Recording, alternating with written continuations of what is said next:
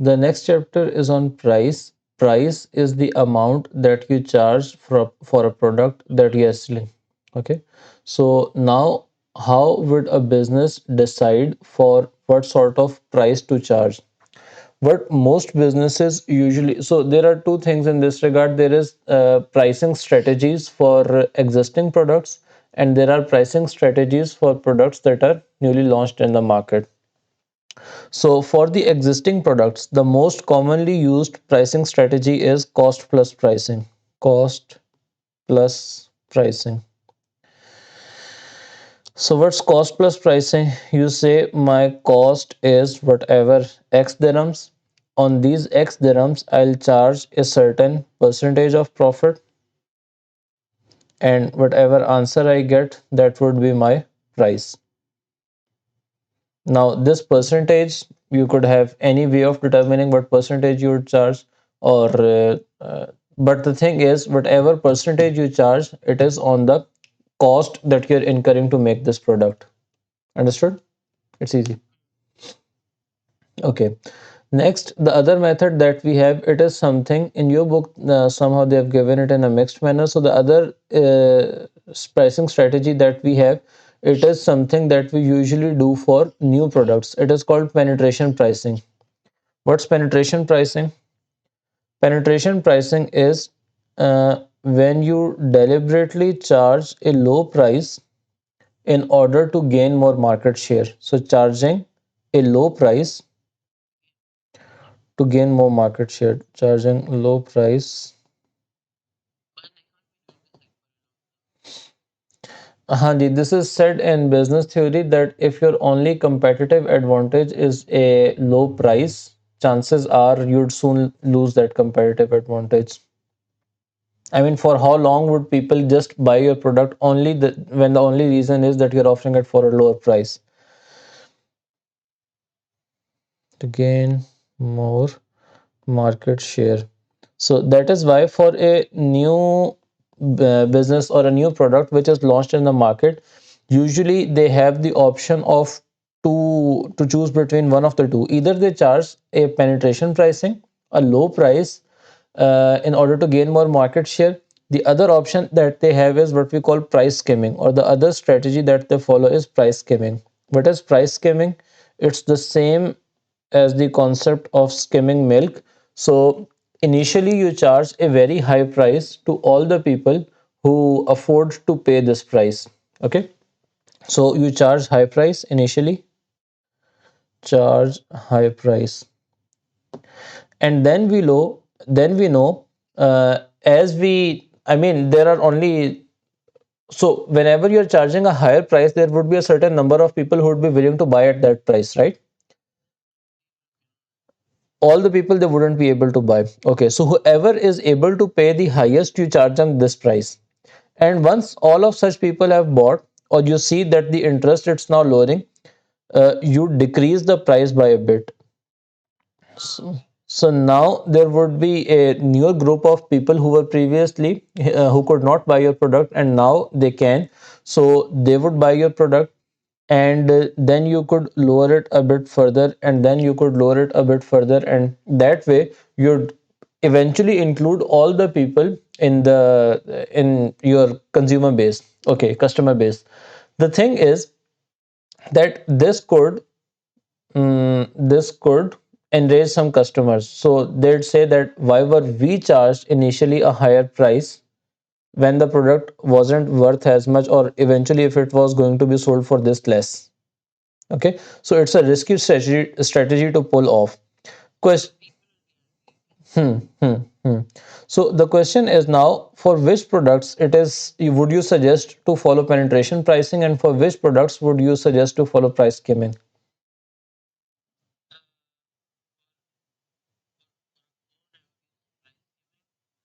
Hmm. Why?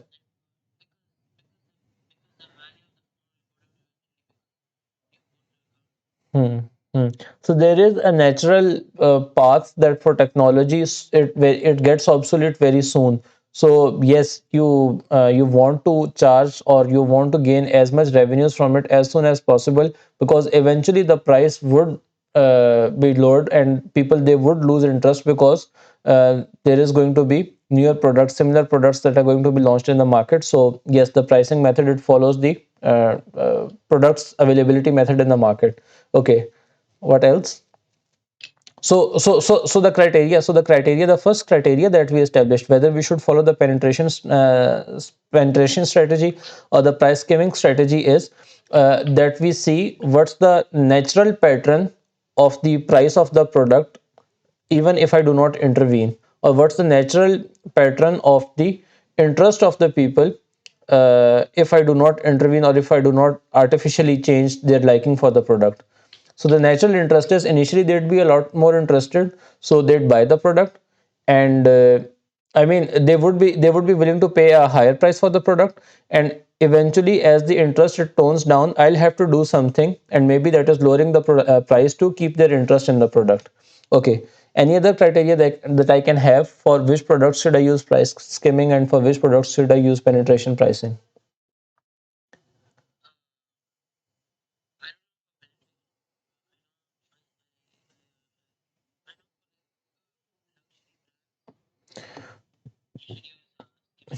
Hmm. So for luxury brands, you suggest this. For tech-based products, you suggest this. This would usually be for the generic products, and somewhere where products where price matters for people. So usually that would be the case where there is a lot of competition in the market. There is a lot of competition with little change in product from seller to seller.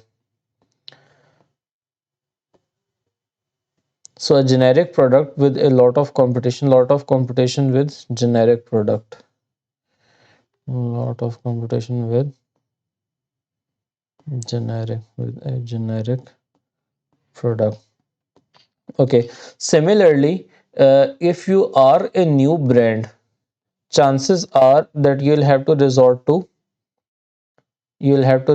penetration pricing, as compared to if you are an already established brand with an established consumer base, who have confidence in your product and who are eagerly looking forward to the product.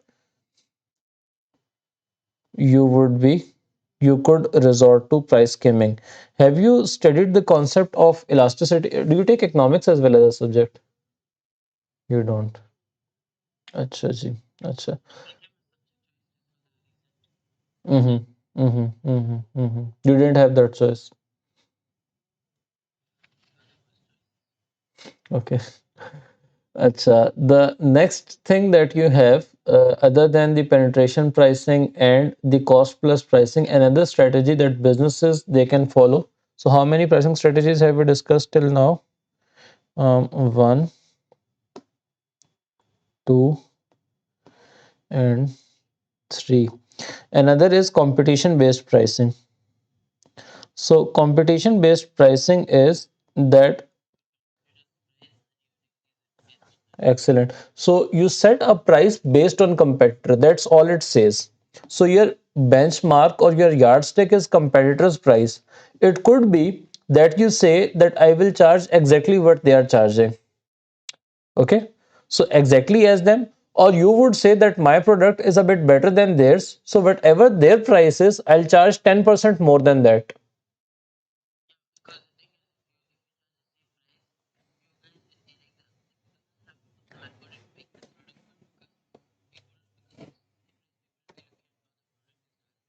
Hmm. Hmm. So the point that I'm trying to make over here is that whether you charge a higher price than the competitor or lower price than the competitor or exactly the same as competitor, in all cases, your yardstick or the criteria for setting your price is what your competitor is charging. Okay, so based on that, either you end up charging equal to that or more than that or less than that, but whatever you choose, it is based on what your competitor is charging. Understood?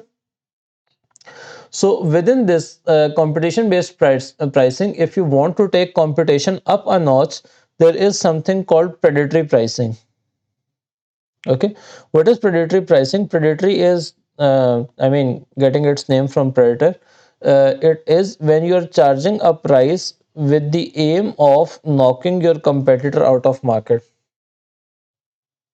So you're lowering the price for your product so that the competition, it all slides your way from the market. All the consumers, they slide your way, and your competitors, they are left with very little consumers who are consuming their product, and eventually they are out of market or out of business.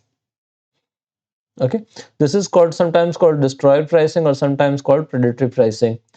Acha, predatory pricing, there is this thing whether the government, it would ever intervene in the market, or it would just let the market sell however, or set the prices however it wish to. In certain cases, the government, it may intervene, and it may stop a business from charging predatory pricing, but it would be very difficult for the regulatory authority to establish that the lower price that they are selling, is it simply because they want to sell it at a lower price, or is it with the aim of driving a person out of competition, or driving someone out of market. That's something difficult to establish, could be difficult to establish for the regulators. Okay, you didn't get that, right? So you are a government. So you are, or let's say there is Mr. X who is the government. Okay, you, there is this Sheikh of Dubai who is the government. He is the government, right? You are selling a product. I lower the price in the market just so that all your customers, they stop buying from you and start buying from me, and you go out of business. Now the question is, should the Sheikh intervene and stop me from charging this price, or should he not?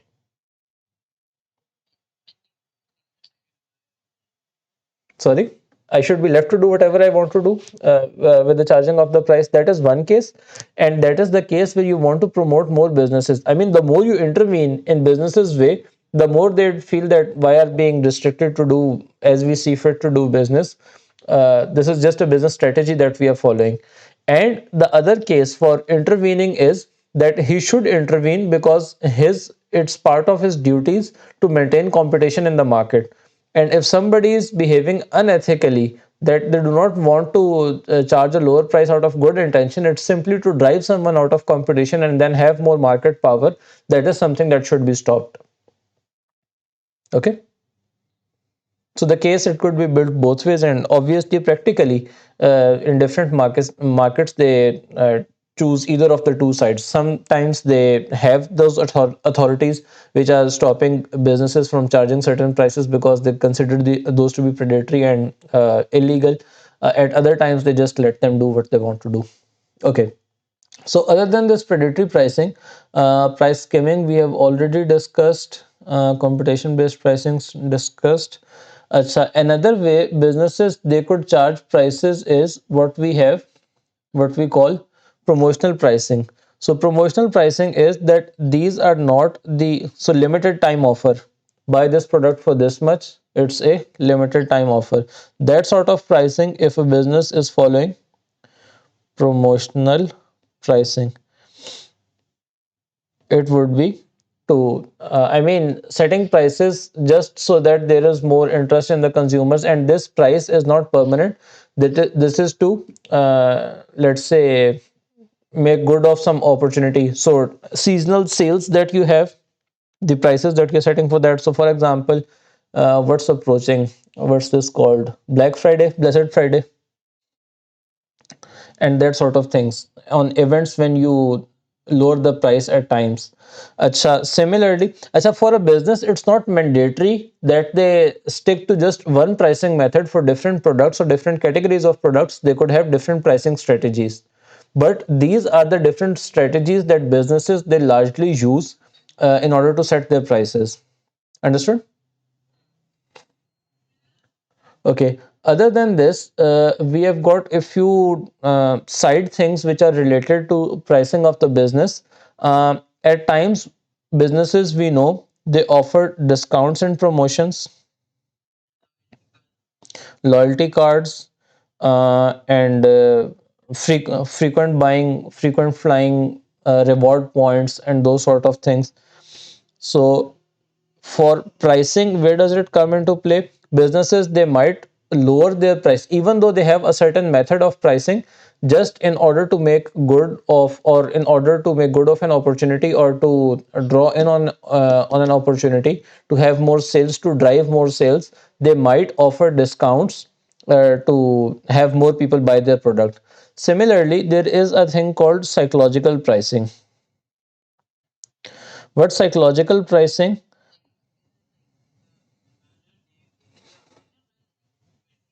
So for example,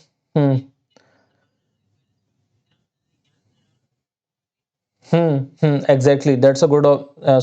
Saying something was 250, and then you cut it out now 200, let's say. Okay. So even if it was or wasn't 250 before, or even if it was 250 for just a tiny period of time, and actually they wanted this thing to be for 200, you'd be induced to buy this thing, and you'd get this feeling that maybe you're getting a discount buying this product. Okay. Similarly, charging a price 99 and not 100,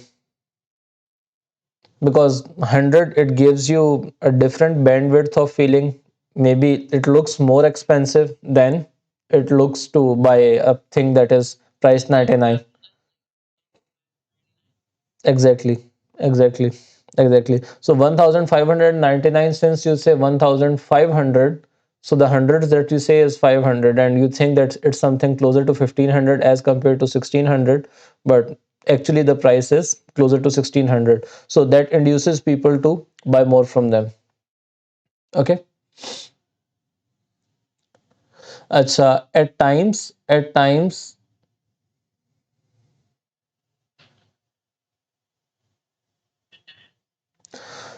another strategy businesses they follow is what we have: lost leadership. Lost leadership. Lost leader. So what's lost leader? Lost leader is deliberately they're making a loss on a certain product. They are setting a price so low, they're setting a price so low that it's a loss making product. Yet they do that in order to draw in more people to the store, so that they would buy, and from the other products that the business sells, they would be able to make good of the loss that they have made on the other product. So not exactly this example, but something close perhaps. So all these HP printers that you have, they are very cheap. HP printers, the desk printers, the laser printers, the color printers that you have, the printers are very cheap. You buy them, and buying cartridges or ink cartridges for those printers, they are very, very expensive. Okay. So it could be that even on the sale of printers they make losses, but once you have bought the printer, for sure you would need to buy the cartridges from time to time.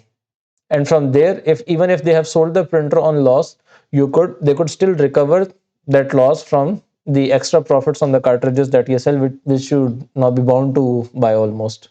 Okay. So these are different, and this is it, I think, from the topic of price in your book. Let's quickly do the MCQs. Yes, please.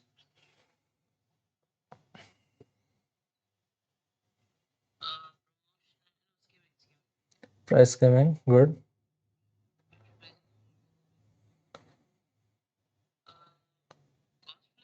Cost plus pricing. The okay, another thing to remember: the profit that you charge on your cost, that is called markup. We also discussed this when we were going through the portion of finance.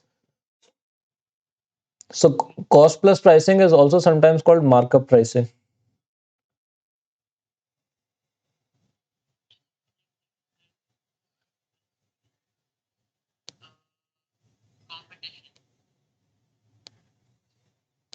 Competition might affect the price charged by a business. You haven't really studied the concept of income elasticity of demand. And obviously, coming reading this question after this chapter, competition is the answer. But this question is not, or the options are not very well drafted, because, okay, that's for PD. Fine. It would be competition. It would be competition. Did we discuss the concept of elasticities of demand before? Price elasticity of demand or income elasticity of demand? Okay. Yeah.